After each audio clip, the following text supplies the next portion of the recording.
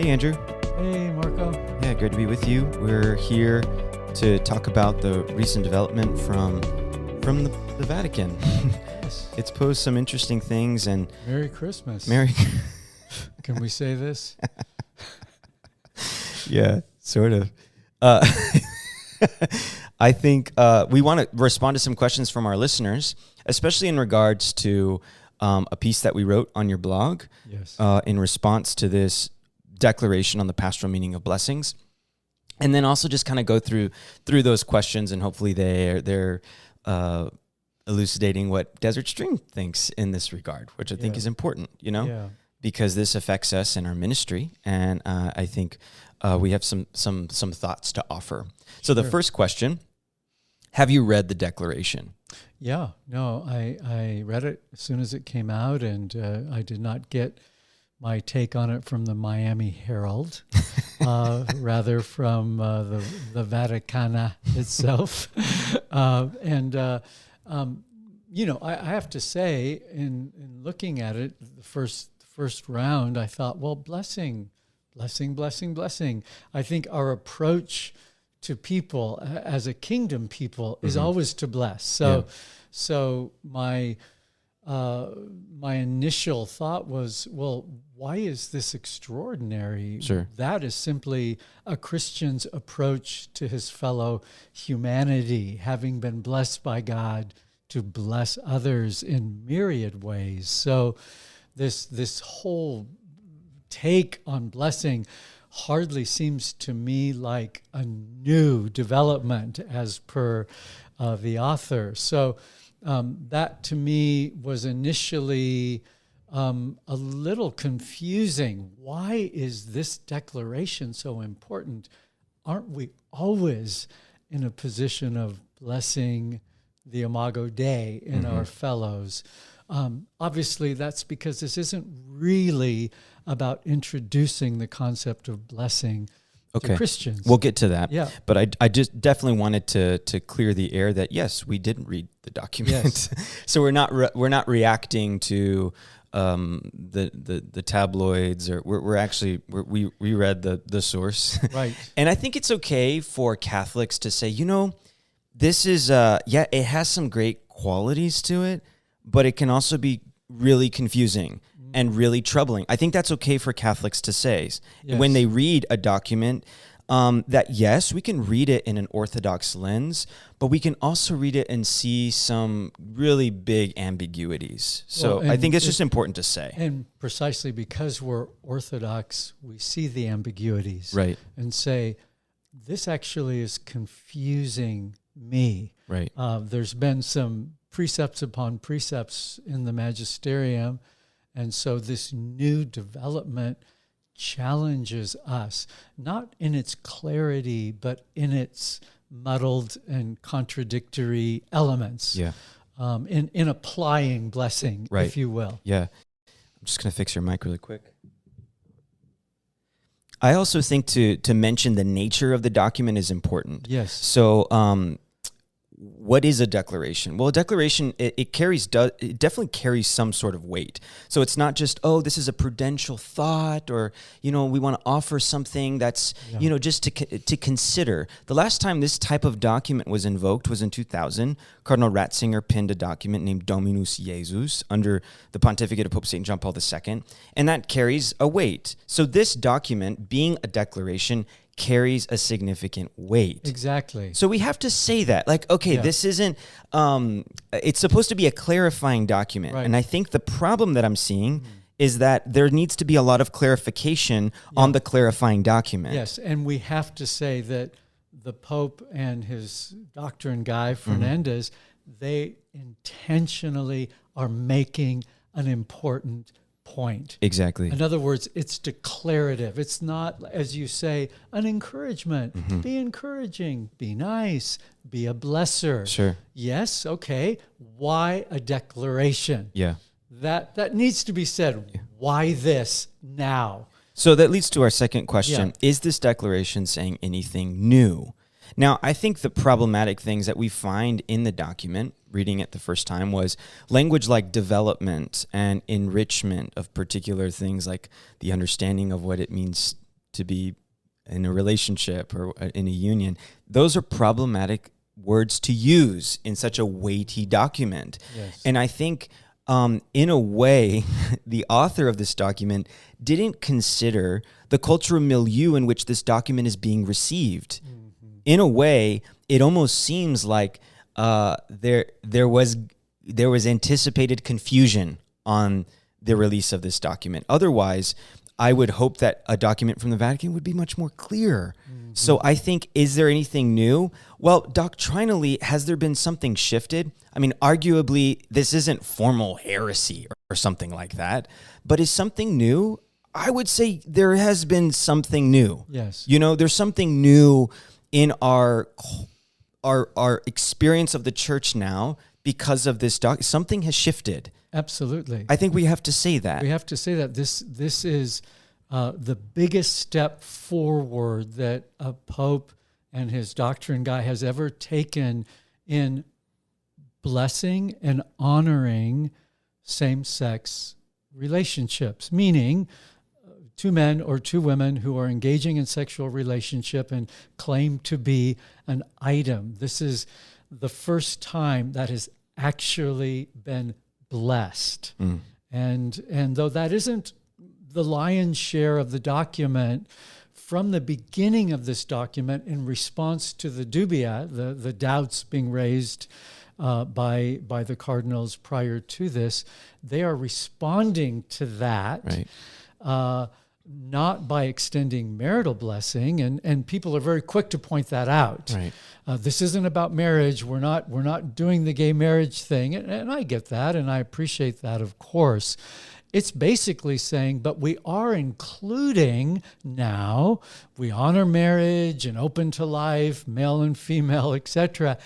And if you're in a relationship with someone of the same gender and you have an earnest desire to know God the way all of us do at some confused level, I think, then it's apt for a Catholic minister to extend blessing over two people right. who are engaged in homosexual relating. Yeah.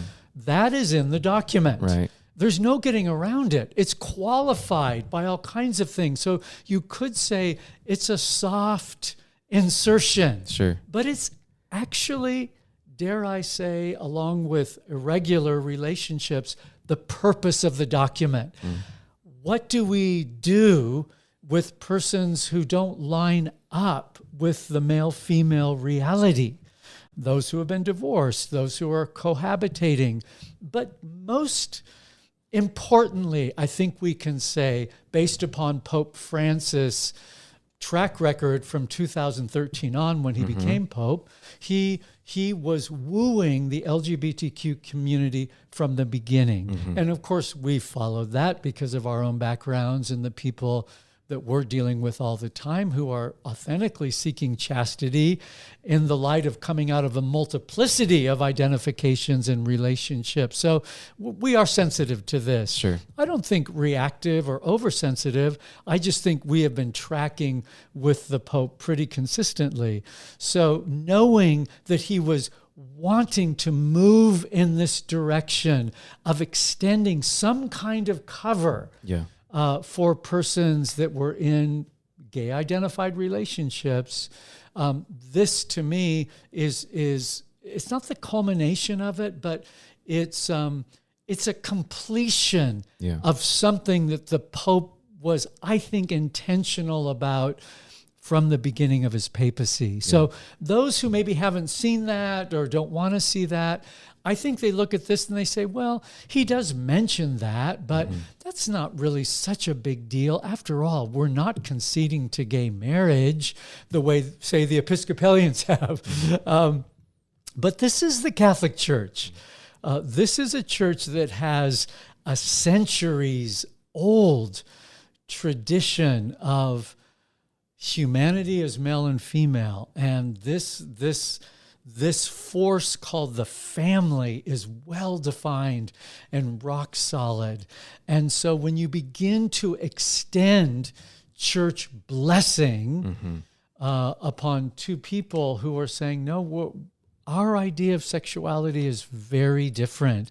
And like you say, reading the Western Room, we're getting a little angry at the fact that the church has not recognized us. Mm-hmm. All the other mainline Protestant churches do. Why can't the Catholics? Yeah. And Pope Francis is reading that, and undoubtedly, and we know this is true, is in relationship with many wonderful people who are sadly gay identified, meaning they have adopted a gay identity and are in gay relationships. And I think he has pastorally been concerned. How can the church honor and include them? Mm-hmm. And I think this is among his answers. Yeah, and to kind of see the beginning of the document, it speaks about that 2021 response to the dubia. And this is somehow reopening that discussion in a way and discussing what a kind of a deeper way of understanding that. And tell us what that was in 21. So 2021 was a pretty strong document. It received welcome on behalf of a lot of Orthodox Catholics, but it received a bit of a pushback because it basically said you can bless individuals, but you can't bless same-sex unions, and basically saying you can't bless sin. Right. And so it was a pretty strong. It was a simple, clear. Yeah. It was very terse, but to the point in response to some dubia. Now it's adding another category. So yes, you can bless individuals. No, you can't bless same-sex unions, but yes, you can bless same-sex couples. So it's an interesting, what is that? What does it mean to be a same-sex couple, right? Yeah. You're blessing some aspect of relationship. Yes. And I think that is where the ambiguity comes in. It's especially in paragraph 31. This is where the document definitely takes a plunge into some ambiguity. And so I would say that is really the source of the confusion. Yes. What does it mean to be a same-sex couple? And how is that different than same-sex union? Of course, the document goes into those differentiations, but I dare say, it just confuses the faithful. Yes. It confuses us to say, okay, well, I can't bless a same-sex union, but I can bless a same-sex couple. I don't even know what that means. Mm-hmm. So I think Catholics have to say, yes, this has good stuff. I'm also very confused. I don't know what that means. Yes. And if you go to paragraph 41, the document basically says, thus, I read it, beyond the guidance provided above, no further responses should be expected about possible ways to regulate details or practicalities regarding blessings of this type. Okay, I don't know how that is not concerning. Mm-hmm. That's concerning to me, that the Vatican is saying, okay, this is it. This is a clarification. We're not going to give any more clarification. Mm-hmm. But since this has been released, there's been clarifications on the clarification. Right. And that to me is saying, okay, there's something not right about this. Right. Well, there's an intentionality that is not explicit. Yeah. And basically he's fulfilling his promise to friends and people he cares for by saying, no, we're going to make a way for you. Yeah. And he alluded to that to Juan Carlos Cruz, who announced that to at an outreach conference Father this past Martin's year. outreach conference in July at Fordham University. Basically, they were all saying, well, what about this prohibition? And Cruz and Martin, who were both great friends with Pope Francis and have informed. I think we have to say they have helped shape this document by virtue of his relationship with them. These are good friends, and he cares for them, and that's admirable. The fact that he has been conformed to their identifications and what they want to extend cover over with gay identified friends, etc., is sad and unfortunate. Anyway, it is to say that he has been wanting to do this. Yeah. This has been a desire of his heart, I think we can say, to provide a kind of cover. How do I do this without messing with marriage? Yeah. And I think for the most part, that's what this document is about. I think it also applies to how do we care for and love persons who have been divorced, who aren't free to be in marital relationships, etc. And that's another thorny question, I would admit. What, of course, we are tracking with is more of the homosexual issue, and I dare say that's a little bit more the point of controversy, I think, simply because this is the issue that has divided all of the other formal Christian denominations. And so for the Pope, in some ways, to seek to resolve this a little bit by giving us this confusing idea of blessing couples and not gay unions, I think simply does not resolve the question. If anything, it raises many more questions, but then, as you say, at the end kind of says, I don't want to take these questions. Right. Yeah. I'm tired. Yeah. And I want to get on to other things like arresting climate change and so on and so forth. I think there's also a line here, and I'm sorry, I'm looking for it and I can't find it, which is in the spirit of McElroy, the San Diego Cardinal, when it says basically, you know what, like some of these issues like divorce and sexual immorality, can we just turn them down? Like, let's not make that the reason why we don't bless people. There's that paragraph here that basically is saying, let's just bless. Yeah. And I want to say I'm all for that to the degree that I am blessing a person that I am making every effort I can to know, to love, to meet at the point of their shame and their question and their feeling of alienation from this beautiful body. I'm all for that. But that would then morph. It seems small, but it's huge, to my blessing you in a state of sin. Yeah. Right. I'm not going to do that. I'm going to fight for your freedom as a man, as a woman, whatever your gender is. I'm going to fight for that, but I'm not going to bless what you're doing profoundly in that relationship that's displeasing to the Lord. Yeah. So I think we need another paper on how do we tune our blessing in such a way that brings the kingdom rather than make someone secure in their divided life. Yeah. That's dangerous ground for the church. I don't want someone to be secure in their divided life. I want them to be secure in the Father's love, full well knowing that I have a hand in my own freedom. He mentions here something about this blessing is for people in prison that have been disenfranchised, whose families have said, you're an outcast. Well, I don't want to bless someone's prison. I want to say, come out of the prison. I bless you as an estranged son or daughter. Come and be reconciled. Yeah. Cast off the chains. Yeah. And that chain may be that gay relationship, may be that irregular relationship. There's nothing in the irregularity of the morality in these relationships where there's anything about our agency in saying, I want to come out of the prison. Yeah. Like, don't treat me like I'm just this passive little prisoner and you just have to bless because I can't do anything about how I contribute to my own misery. Yeah. Help me get free.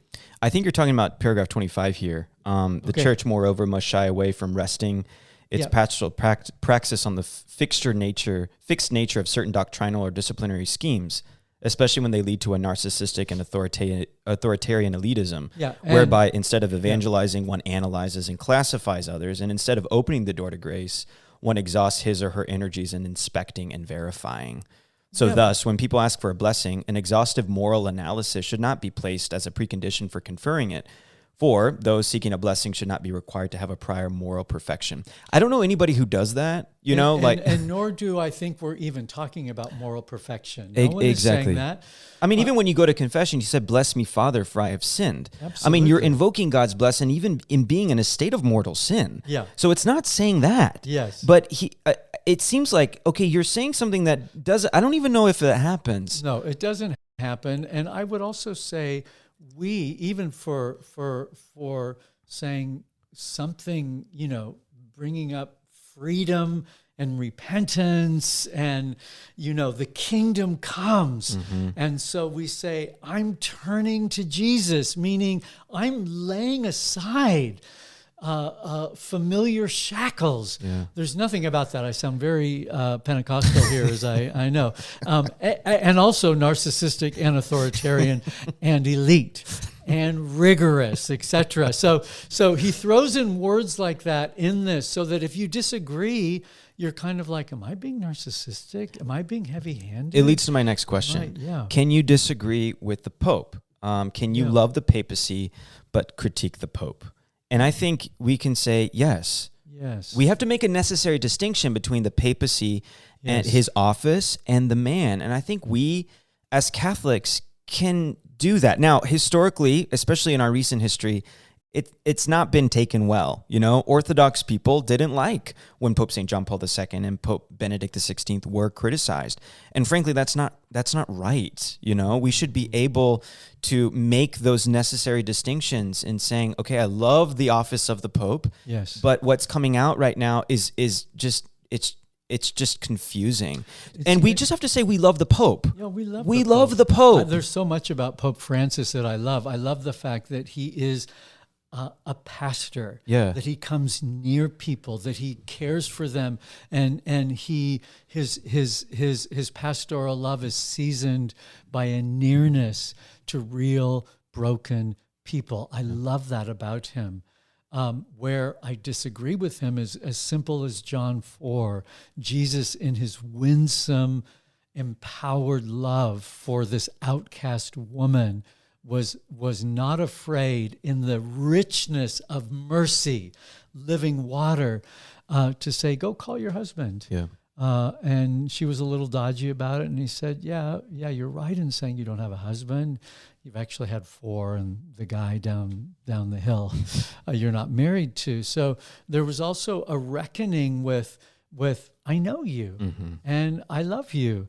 And let's look at some of the false springs you're drawing from. Yeah. As we reckon with this great gift of God in his mercy, alive and well in the human heart.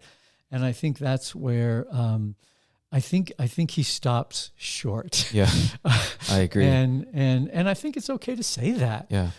Because our freedom, Marco, coming out of homosexuality, it was based on saying no other loves. Yeah, exactly. No other loves.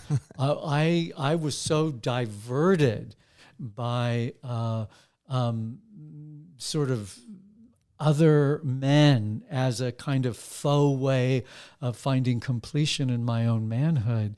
And as I came into an awareness of who this Jesus was, it was as necessary for me to be loved by the brethren and cared for as I was. And on that basis, I was able to shed those relationships that were dividing me and actually preventing me from coming into the fullness, not only of knowing this incredible Jesus, but also the freedom of what it means to be a man. Yeah. And so we do people a disservice by who are in divided moral states by just saying bless, bless, bless. And if they're with someone irregularly, just keep blessing. Yeah. I think that is a wholly incomplete and inadequate response to what men and women need. And I also think, too, categorically categorizing same-sex couples as irregular circumstances I think that's an error, because they can never be regularized same-sex couples. So it's different than me shacking up with my girlfriend that can be regularized by me not shacking up with my girlfriend and getting married to her before I give my body to her. But 2 men and 2 women can never be regularized. That's just that relationship is intrinsically disordered if it's homosexual in nature. Mm-hmm. And so I think that's just an important distinction that the document doesn't make, that again breeds some confusion. Now, the next question, according to the maxim of everything is received according to the mode of the receiver, I think it's a little elitist to say, well, just go back to the document and just read it. It's very clear, but without paying attention to the context in which it's received. Yes. Let's think about how some people have received it. How has this been received? How have certain bishops received this? How has Father James Martin received this? I just think that's very important for the discussion. So, for example, a couple of days ago, Father James Martin comes out in the New York Times blessing a same-sex couple. Didn't look very spontaneous to me. The document says it ought to be spontaneous, right? It can't mimic or even appear to be something like a same-sex union. It looked like he was literally performing a same-sex union. So James Martin is saying that this is a huge development, right? And we have some bishops saying that there is no change, right? Where do we go? It's utterly confusing. So I think in the reactions, we have to recognize that this is a confusing document. Yes, and if we looked at that article with different heads of Catholic states, Belgium, France, Spain, Ivory Coast, etc., expressing like, what does this look like for us? Of course, this is a day after the document came out, so early findings, if you will. But you could kind of read where that country was coming from. So for some, Western Europe, it's like, okay, this is the first step. This is a giant step forward towards gay marriage, basically. For others, it was, kind of waxing poetic. This is just a beautiful encouragement for, pastoral love and sensitivity, blessing. Yes, we're going to be that much more blessed in our blessings. I'm like, okay, well, that's good. But I think for the most part, you could read where that country was. And I think for those who are just like, can we just get on with this and normalize the couples in our midst who are divorced or in gay identified unions, let's just get on with it. And I think it was sort of equally divided between those who were like, this, maybe, not sure, to those who were, this has given momentum to the trajectory of the West that is just prevailing in Western Europe, in America, etc. So I think we have to say something about Germany too. Germany, I think, is an important player in this, just because the German Catholic Church has been pushing for a liturgical rite of sorts. And so some people say that this document is more of a concession in saying, okay, well, you can't do that, but you can do this, which I don't know how I feel about that. A concession to sort of prevent schism never really seems to go well, you know, and it sort of amplifies the sort of the unity when in fact there's so much confusion still. So I think enough said on that. I think there is something going on there given the extreme in Germany right now. And then the last question I have is, what's an encouraging way forward? How do we go forward from this? And we received just a note about our piece that we wrote. We did receive some very negative feedback. Like your knee-jerk reactionaries and anti-papal. Some people even said schismatic. So we believe Francis is the Pope. So that's our heart, and we love the Pope. I think that's why we're concerned, is because we love the papacy, we love the Pope, Yes. and we work in this area. So it's not like we're opining on economics. Yeah. This is exactly our ministry. And And I think it needs to be said that given that we've been at this a long time and we work in leagues with like-minded ministries, namely Courage and assorted groups, Courage being much loved by us. And I would say we have not been given the time of day by Pope Francis, whereas wildly extreme. Sure. I'm a trans man who was married traditionally, but now my spouse has to deal with my shift. Laying hands on all kinds of really troubling devolutions in the area of sexual identity. These are ministries that are catering New to Ways, that. Dignity, Yes. Father James Martin. Yeah, I mean, it's a catch-all. Once you start extending kind of indiscriminate cover over the morphing of sexual identity, there's no stopping. Yeah. And there's no way of getting back to the radical truth of being man or woman, because it's no longer a matter of birthright. It's a matter of where I have come in today's culture, and you need to bless me in that.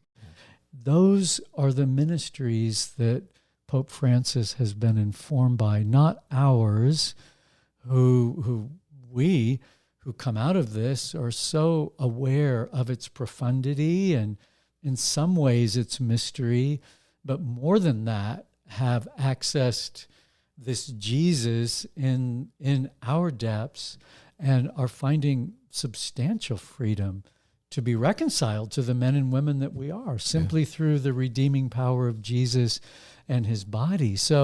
And the church always gives us a clarifying direction. And we love that. Yeah. And I do want to say about this piece that we wrote, I did regret, as I looked back over it, saying something about, the church is misdirecting you, because we're speaking on behalf of our people, people that are vulnerable to LGBTQ identification and acting out, and in light of their commitment to Jesus are coming back into the clarity of being male and female in relationship to their same gender friends as well as the opposite gender. That's our mission. And I'm aware that the church never misdirects people in that way. The church is utterly clear that that is our trajectory, that integration always has to do with who am I, man, in relationship to woman, and vice versa. Right. There's no other way of understanding the Imago Dei, and that applies to singles and marrieds. The church never misdirects. Confusing leaders can. Sure. And I simply believe that Pope Francis is confused here, and he's sowing confusion. That doesn't mean I hate him. That doesn't mean he's not the Pope. That doesn't mean I'm waiting for Benedict to come back from the dead and take his rightful place. It simply means, oh, no, I don't agree with that. I don't think that's in line with the Old and New Testament and the magisterium of the church. Right. I think it's a negative, confusing development, if you will, but I dare not call it a development. It's not one. Right. It's a digression. Sure. And so I say that on behalf of our people who will not be misled by her, the church. Yeah. And so I do stand corrected for that. But she's the lighthouse. Yeah. And even if there's some counterfeit light out there, we ain't going. Amen. But we're seeing it and we're saying it. Yeah. And I say to my brothers and sisters, you know better. Mm-hmm. You know better. And you know how profound this battle is, given all of the cultural signposts, confusing signposts out there. So when the church is confused and confusing, you know that's not Jesus. Yeah. Because we need clarity. Right. in order to walk free. Chastity is costly, Right. and it requires a daily yes and clear signposts. And that's the church in a confusing age. Right. And so when the church begins to mimic the world, we say, no way. Yeah. And that's why we're doing this. Right. And I think too, just my encouragement, like we're basically days before Christmas, and okay, let's fall at the manger scene. Let's worship the God who became flesh so that I can be freed in mine. I'd like to sing Ave Maria. So I mean, I don't know if I even have a good voice. no, but you're really good. I just feel Yeah. like that was not right. That was weird. Weird. So that would be my first encouragement. And then Yeah. second, I think a provocation to people who do have maybe pastoral authority or something. Speak up. Speak up. I mean, you don't have to be like some sort of weird voice in the arena, but you can have some healthy opposition to the confusion. Absolutely. And don't come under that lie that if you disagree with that, you're narcissistic, authoritarian, elitist, rigorous. You're a dead in the water traditionalist. Yeah. Don't believe that. No, keep to your spiritual senses, your moral sensibility, Right. the compass that we possess that is so profound and so able to bring people into health and happiness. Yeah. That's our end. You know, holiness is not like, well, I'm just really trying. No, holiness is happiness. Mm-hmm. I want people to be free. I want people to move beyond this low ceiling rainbow state. Yeah. Amen. And that's Amen. freedom. Yeah. We're talking freedom, Yeah. not, oh, I'm going back into my little chaste cocoon. No, this is full-bodied, Right. full-blooded Gift-giving. life. Yeah. And your first anniversary. This is your first anniversary, Marco. And I'm receiving gifts. yes, he is receiving gifts. It's Marco Casanova International Ministries. It's not Catholic. It's questionably non-denominational. Can you imagine? I think I've said enough. Yes, we have both. Yeah. So have yourself. Stop. Okay. Thanks for tuning in.